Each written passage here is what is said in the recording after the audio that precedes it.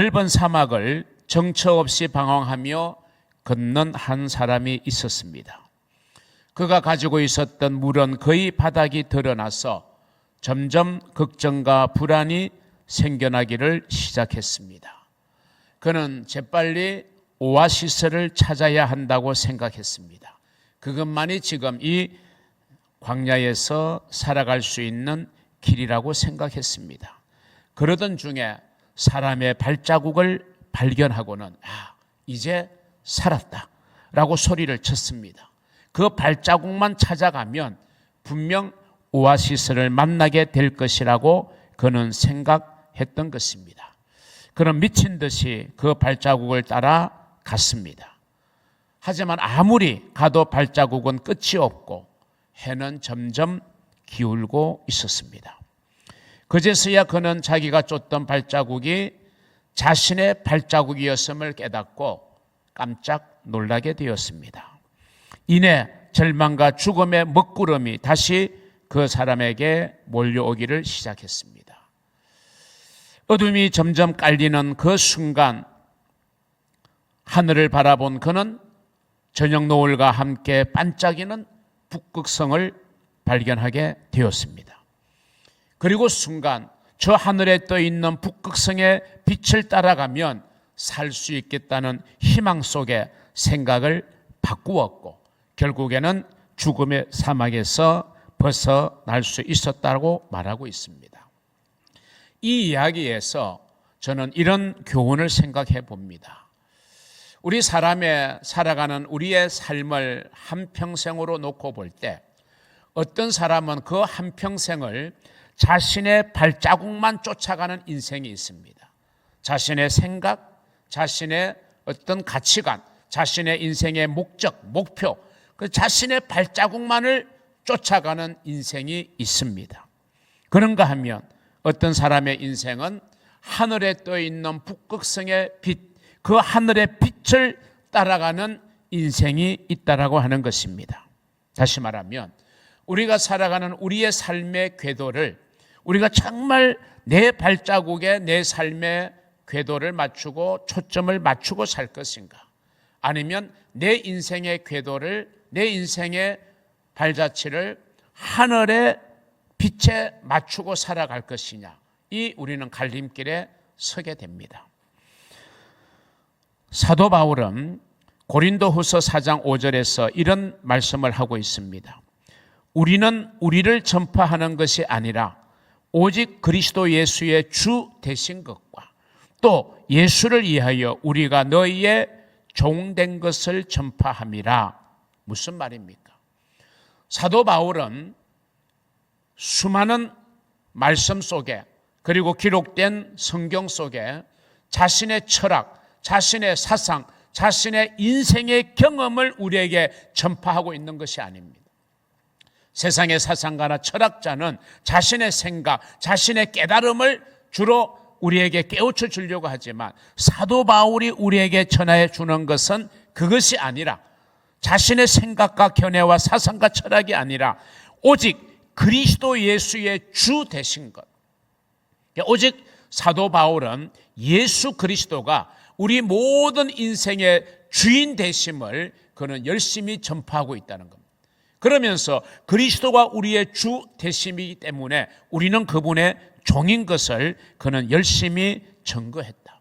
이 바울의 증거가 사람의 생명을 살리는 힘이 있었던 겁니다.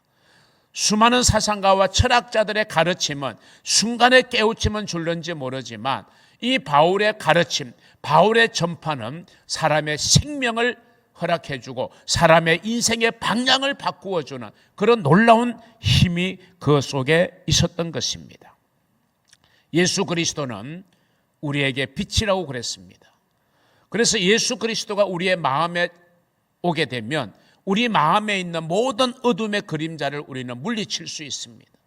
참 빛인 예수 그리스도를 내 마음의 주인으로 모시고 살면 어떤 어둠과 절망과 사망의 그림자도 다 물러가게 됩니다. 빛의 역할은 어둠을 물러가게 하는 것이 빛이기 때문에 그렇습니다. 예수는 우리에게 어둠을 밝히는 빛이시라고 오늘 본문은 말씀하고 있습니다. 그런데 그 빛은 우리가 흔히 말하는 물리적이고 과학적인 빛이 아닙니다.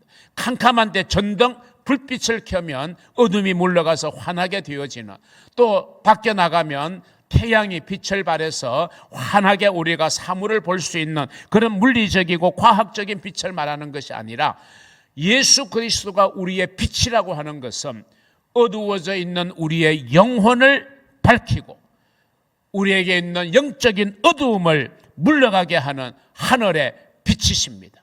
사람의 발자국이 아니라 하늘에 떠 있는 북극성과 같은 것이 빛 대신 우리 주 예수 그리스도입니다. 그래서 예수 그리스도는 우리의 진정한 빛이시기 때문에 우리가 추구하는 모든 의와 진리를 잘 우리에게 대변해 줄 수 있는 분이고, 우리에게 어둠과 무지를 일깨워주고 우리 인생으로 하여금 절망과 죽음에서 맞서 싸우는 희망의 빛이 되어 주시는 것입니다. 그래서 바울은 예수 그리스도의 부활을 자세하게 설명하면서 결론적으로 이렇게 외치고 있습니다. 고린도전서 15장 55절 56절을 우리 다 같이 외치겠습니다. 사망아, 너의 승리가 어디 있느냐? 사망아, 네가 쏘는 것이 어디 있느냐? 사망이 쏘는 것은 죄요, 죄의 권능은 율법이라. 무슨 말입니까? 예수 그리스도만이 모든 사망을 이길 수 있고 모든 사망을 물리칠 수 있다고 하는 사실을 우리에게 말씀하고 있는 것입니다. 그리스도로 말미암아 우리는 절망도 이길 수 있고, 그리스도로 말미암아 우리는 죽음도 이길 수 있고, 그리스도로 말미암아 우리는 사망을 이길 수 있는 힘을 얻게 되는 것입니다. 오늘 우리에게 참 빛으로 찾아오신 예수 그리스도, 그분을 우리의 마음의 구주로 모시고 영접하면 우리에게는 놀라운 은혜가 주어지고 은총이 주어집니다. 바로 예수 그리스도가 우리에게 주시는 은총이 뭘까? 저는 크게 두 가지로 여러분과 함께 말씀을 나누며 이런 은혜, 이런 은총을 확신하고 받고 깨달아 살아가는 저와 여러분이 되었으면 합니다. 첫째는요, 중생의 은총입니다. 다른 말로 말하면 거듭남의 은총입니다. 사람이 왜 거듭나야 됩니까? 주님께서 말씀하시기를 너희가 거듭나지 아니하면 결코 하나님의 나라에 갈 수 없다. 우리의 본향, 우리의 소망, 우리의 궁극적인 목표는 하나님의 나라입니다. 그런데 하나님의 나라는 누가 가느냐? 거듭난 자만이 갈 수 있다. 중생한 자만이 갈 수 있다라고 하는 것입니다. 그러면 우리가 당연히 중생해야 되지 않겠어요? 우리가 거듭나야 되지 않겠어요? 이 진리를 말했을 때 사람들은 예수님에게 질문했습니다. 그러면 우리가 어떻게 거듭날 수 있습니까? 우리가 다시 태어났던 엄마의 뱃속에 들어가서 다시 태어나야 됩니까? 이렇게 물어봅니다. 예수님은 우리가 거듭남은 혈과 육으로 되는 것이 아니라 영으로 되는 것이다, 이렇게 말씀하셨어요. 우리가 거듭나는 것은 영적인 일이지 육적인 일이 절대로 아니라는 사실입니다. 그럼 우리가 어떻게 해야 거듭날 수 있느냐? 오늘 본문 요한복음 1장 12절은 이렇게 말합니다. 영접하는 자, 예수님을 우리의 마음의 구주로 받아들여야 된다, 영접해야 된다. 곧 그 이름을 믿는 자들에게는 하나님의 자녀가 되는 권세를 주셨으니 라고 말합니다. 우리가 예수 그리스도를 우리의 구주로 믿고 영접하는 것, 이것이 우리가 거듭나게 되는 것이고 하나님의 자녀가 되는 길인 줄로 믿으시기를 바랍니다. 예수 그리스도를 믿음으로 말미암아 우리는 하늘의 자녀로 다시 태어나게 되고 영적으로 영원히 살리심을 받게 되는 것입니다. 여러분, 사람은 거듭남, 중생, 다시 말하면 구원, 이 일을 위해서 여러 길을 모색하지만 결코 중생은, 거듭남은 인간적인 뜻으로나 인간의 노력에 달려있는 것이 아닙니다. 우리의 거듭남은 전적으로 하나님의 역사고 하나님의 은혜임을 믿으시기를 바랍니다. 그러면 하나님께서는 우리가 거듭날 수 있는 길을 어떻게 열어놓으셨느냐? 우리는 어디로 가도 뭐로 가도 서울만 가면 된다라는 말이 있는데, 여러분, 구원의 길은 그렇지 않습니다. 어떤 길을 가도 우리는 구원의 길을 갈 수 있다고 말하지 않습니다. 구원의 길은 오직 하나입니다. 구원의 길은 오직 하나입니다. 예수 그리스도를 통하지 않고는 우리가 하나님께로 갈 수 있는 길이 없습니다. 예수 그리스도를 통하지 않고는 우리가 거듭날 수 있는 길이 없습니다. 예수님은 말씀합니다. 내가 길이요 진리요 생명이니 나로 말미암지 않고는 아버지께로 갈 자가 없다. 이것 때문에 우리 기독교는 폐쇄적이고 기독교는 너무 자기중심적이라는 비판을 받긴 하지만 어쩔 수 없습니다. 왜? 이것이 진리이기 때문에. 이것이 우리가 구원받고 거듭나는 유일한 길이기 때문에 우리는 이 길만큼은 우리가 양보할 수 없는 겁니다. 예수 그리스도로 말미암지 않고는 우리가 절대로 거듭날 수가 없는 것입니다. 그 어떤 인간적인 방법과 노력에 의해서도 우리는 중생에 이르지를 못하는 것입니다. 그래서 예수님은 니고데모에게 성령으로 되는 것이다 라고 말씀하고 있는 겁니다. 우리가 거듭나는 것은 하늘에 속한 것이고 하나님의 자녀가 되는 일이며 이것은 성령으로 말미암아 가능한 것입니다. 하나님께서 우리에게 믿음을 주셔야 되고 우리가 예수 그리스도를 구주로 믿게 되는 이 성령의 역사로 말미암아 우리는 거듭나게 되는 것입니다. 이 중생을요, 우리는 우리의 인생으로 말하면 엄마의 모태에서 태어난 것, 출생으로 이야기합니다.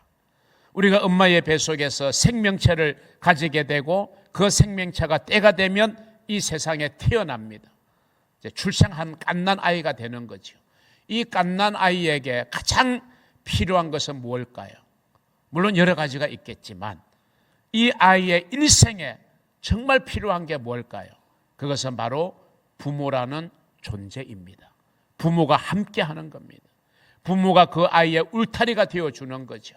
그 아이의 성장을 책임져 주는 겁니다. 그 아이의 평생을 이 부모는 그 아이의 자녀의 울타리가 되어주려고 희생하고 헌신하는 것입니다. 그래서 부모님이 나와 함께 하신다. 이게 얼마나 힘이 되는지 모릅니다. 여러분, 마찬가지로 중생은 영적으로 보면 거듭난 갓난 아이와 같습니다. 그러면 이 갓난 아이와 같은 우리 신앙인들에게 가장 필요한 게 뭘까요? 그게 두 번째 생각하려고 하는 임마누엘의 은혜, 임마누엘의 은총입니다. 임마누엘의 뜻이 뭡니까? 하나님이 우리와 함께 계신다.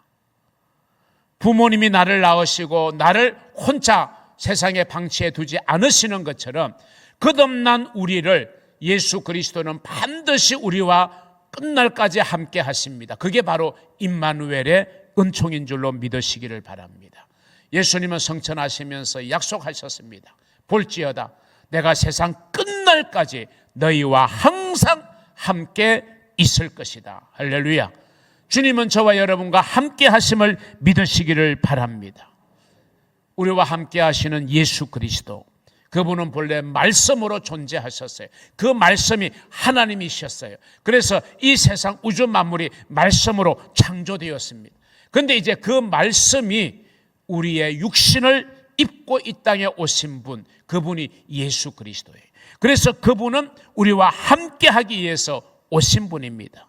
말씀은 태초부터 있었던 것이고 그것이 하나님이셨어요. 그런데 예수 그리스도가 인간의 몸을 입으시고 우리와 함께 하기 위해서 오신 겁니다. 그래서 우리는 예수를 고백하기를 예수는 하나님이시고 그리고 하나님과 우리 인간 사이를 화해시키는 중보자가 되신다라고 우리는 고백하고 있는 것입니다. 말씀이 육신이 되었다. 그 말은 임마누엘이라는 것입니다. 그래서 마태복음 1장 23절은 이렇게 말합니다. 보라, 처녀가 잉태하여 아들을 낳을 것이요 그의 이름은 임마누엘이라 하리라 하셨으니 이를 번역한즉 하나님이 우리와 함께 계시다 함이라. 아멘. 예수님, 우리에게 찾아오신 예수님, 그분이 바로 임마누엘, 우리와 함께 하기 위해서 오셨다는 겁니다. 그렇습니다. 예수님은 우리와 함께 하십니다. 하나님은 내가 기쁠 때만 나와 함께 춤추시는 분이 아니라 내가 슬퍼할 때는 함께 울어주시는 분, 그분이 하나님이십니다. 내가 인생길에서 고통과 절망과 흑암 중에 처할 때라도 결코 우리를 버리지 아니하시는 그분 임마누엘의 하나님이십니다. 모세의 뒤를 이어 이스라엘 백성들을 이끌고 가나안을 정복하고 정착해야만 했던 아주 막중한 사명감을 가졌던 여호수아, 얼마나 두렵고 떨리겠습니까? 그런 여호수아에게 하나님이 이렇게 말씀하셨습니다. 여호수아 1장 5절, 네 평생에 너를 능히 대적할 자가 없으리니 내가 모세와 함께 있었던 것 같이 너와 함께 있을 것임이니라. 내가 너를 떠나지 아니하며 버리지 아니하리니. 아멘. 얼마나 여호수아에게 힘이 되고 든든한 말씀이겠습니까? 이게 여호수아에게만 주신 말씀이 아닙니다. 오늘 저에게도 그리고 여러분 모두에게도 주시는 하나님의 약속이십니다. 너를 능히 당할 자 없으리니 내가 모세와 여호수아와 함께 있던 것처럼 너희와 함께 있을 것이다. 내가 너를 떠나지 않고 너를 버리지도 않을 것이다. 여러분 각자에게 주시는 말씀으로 받으시기를 주의 이름으로 축원합니다. 그러므로 우리가 살아가면서 어떤 환경, 어떤 상황 속에서도 우리가 담대할 수 있는 것은 바로 하나님의 약속, 내가 세상 끝날까지 너와 항상 함께 하실 거라는 이 약속 때문입니다. 이러한 임마누엘의 은총은 하나님의 은혜와 진리의 나타남입니다. 오늘 본문 14절 마지막에 보면 은혜와 진리가 충만하더라 그랬어요. 우리 예수 그리스도에게는 은혜가 충만하고 진리가 충만하신 분인 줄로 믿습니다. 우리 인간은 죄인입니다. 로마서 3장 23절 24절에 보면요, 모든 사람이 죄를 범하였음에 하나님의 영광에 이르지 못하더니 그리스도 예수 안에 있는 속량으로 말미암아 하나님의 은혜로 값없이 의롭다 하심을 얻은 자 되었다. 저와 여러분은 다 죄인이었습니다. 그런데 하나님께서 우리를 위하여 예수 그리스도를 보내셨고 그분이 아무런 우리의 자격이나 공로 없음에도 불구하고 나의 죄를 위해서 십자가에 피 흘려 죽으셨습니다. 그 예수 그리스도 안에 있는 속량으로 말미암아 우리가 하나님의 은혜로 의롭다 하심을 얻었고 거듭났고 하나님의 자녀가 되었고 천국을 선물로 받았습니다. 우리 주님에게는 은혜가 풍성하신 분입니다. 은혜와 진리가 충만하더라 그랬잖아요. 그리스도의 은혜는 한마디로 말하면 선물입니다. 선물은요, 내가 자격이 있어서가 아니고 내가 그 선물을 받을 만한 어떤 공로가 있어서가 아니라 선물을 주는 자의 은혜인 것입니다. 그래서 우리는 선물을 받으면 감사한 마음이 있습니다. 내가 노력해서 받는 월급, 이것도 물론 우리가 감사함이 있겠지만 그 내가 노력해서 받는 월급보다는 누군가가 나에게 아무런 대가 없이 베풀어 주신 은혜, 이거는 정말 더 감사하고 고마운 것입니다. 선물은 값으로 매길 수가 없습니다.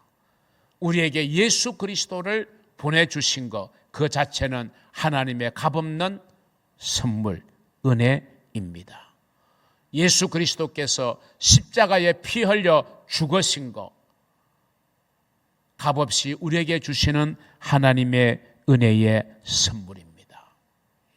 하나님의 모습이 어떤 때는 공의로운 하나님, 심판과 정말 권위와 또 하나님께서 벌을 내리시는 그런 하나님의 모습이 분명합니다.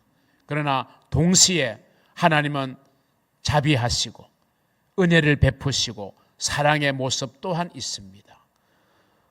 한 가정의 아버지를 생각해 보면 때로는 얼마나 아버지가 엄하게 자녀를 꾸짖고 책망하는지 모릅니다. 자녀들이 무서움을 느낄 정도로 아버지가 엄히합니다. 그러나 그것이 아버지의 모든 모습은 아닐 겁니다. 그 마음 한켠에는 또 그렇게 꾸짖는 아버지의 마음은 어떻게든지 간에 내 자녀가 잘 되었으면 좋겠다고 하는 그런 안타까운 마음, 사랑의 마음, 긍휼의 마음, 자비의 마음 또한 없다고 하면 그는 좋은 아버지가 아닙니다. 좋은 아버지는 두 가지의 양면성을 가지고 있는 것입니다. 마찬가지로 우리의 아버지이신 하나님 아버지, 그분은 공의로우시기도 하고 심판하시기도 하고 때로는 벌을 내리시기도 하지만 동시에 하나님은 은혜로우시고 사랑이 충만하시고 자비와 긍휼이 무궁하신 하나님인 것을 여러분 믿으시기를 바랍니다. 그 하나님의 사랑 앞에 저와 여러분의 모든 허물과 모든 잘못도 기꺼이 품어주시는 그 하나님의 사랑을 여러분이 벗어나지 말고 언제나 예수 그리스도의 그 은혜 안에 거하시는 저와 여러분이 되기를 주의 이름으로 축원합니다. 또한 예수에게는 진리가 충만하다 그랬어요. 진리는 무엇입니까? 우리에게 반드시 필요한 것입니다. 망망대해를 항해하는 배에는 나침반이 있습니다. 방향을 보게 되는 것입니다. 나침반이 없이 운행하게 되면 결국 배는 좌초하거나 아니면 표류하게 될 것입니다. 우리가 요즘은 내비게이션이 필수입니다. 내비게이션이 있기 때문에 낯선 목적지도 우리는 어렵지 않게 찾아갑니다. 그러나 내비게이션이 없으면 우리가 길을 돌아가기도 해야 되고 잘못된 길을 갈 수도 있고 순간순간마다 내려서 사람에게 물어야 됩니다. 얼마나 불편합니까?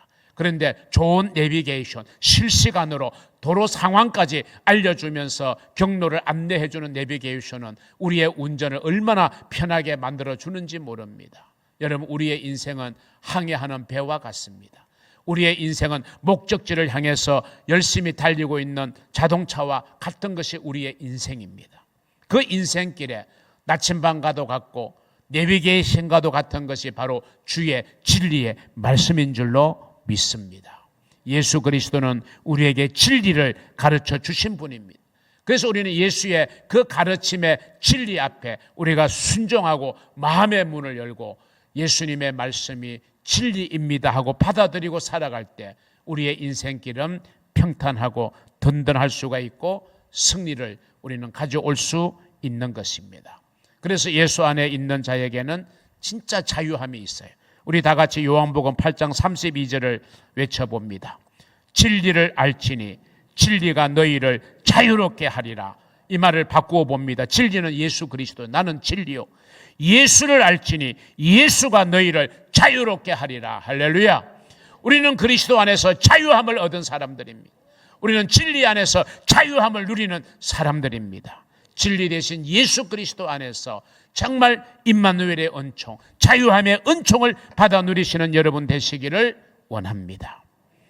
사랑하는 성도 여러분, 예수 그리스도는 이 땅에 그리고 우리 모든 인생에 참 빛으로 오신 우리의 구주이십니다.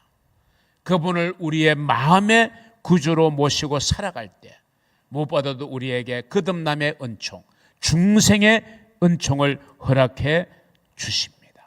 이 은혜를 반드시 우리는 받아야 됩니다. 이 은혜를 받은 저와 여러분, 이제 우리에게 필요한 것은 임마누엘의 은총, 세상 끝날까지 나와 항상 함께한다는 임마누엘의 은총.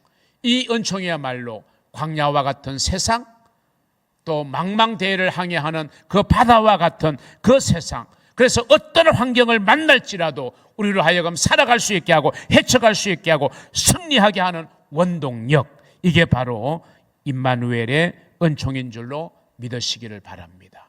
제가 여러 차례 소개했지만 제가 가장 먼저 신앙생활을 하면서 제 마음의 빗속에 주님께서 새겨주신 첫 번째 말씀이 내가 너를 고아와 같이 버려두지 않고 세상 끝날까지 너와 항상 함께 있을 것이니라. 저는 이 말씀을 붙들고 살았습니다. 이 말씀이 오늘의 저를 있게 했다고 해도 과언이 아닐 것입니다. 내가 너를 고아처럼 버려두지 않고 세상 끝날까지 함께 하겠다는 임마누엘의 은혜를 받아 누리시는 복된 주인공들 되시기를 주님의 이름으로 축복합니다.